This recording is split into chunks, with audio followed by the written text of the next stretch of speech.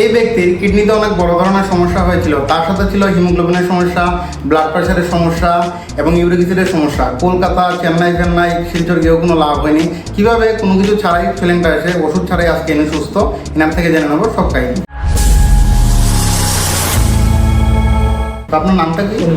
বাড়ি কই? আচ্ছা, কি কাজ করেন? তো আপনার যে সমস্যাটা এটা কবে ধরা পড়ছিল?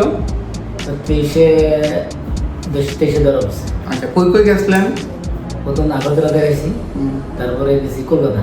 আচ্ছা কলকাতাতে আয়া কমে না, তারপর আবার গেছি শিলচর। আচ্ছা শিলচরতে আয়া আবার আগরতলা দেখাইছি, হায়দ্রাবাদে ডাক্তার। আচ্ছা, তারপরে তারপরে আপনার নাইছি, আমার কিভাবে দেখছিলেন? আপনার ফেসবুকে দেখছি। আচ্ছা, তো আগের শরীরের কন্ডিশন কিরকম আসলো?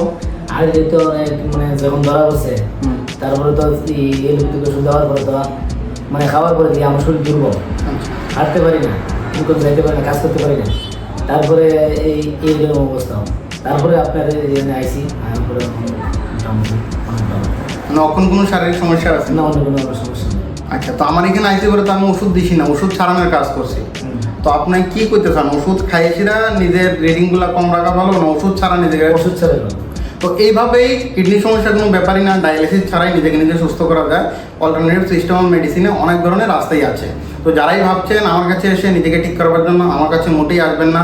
সারা ভারতবর্ষের মধ্যে সব জায়গায় ভালো ভালো ডাক্তার আছে, ওই সব জায়গায় যাবেন, ওই সব জায়গায় গিয়ে নিজের ট্রিটমেন্ট করাবেন। আমার এখানে এসে নিজের টাকা এবং সময় মোটেই নষ্ট করবেন। ধন্যবাদ।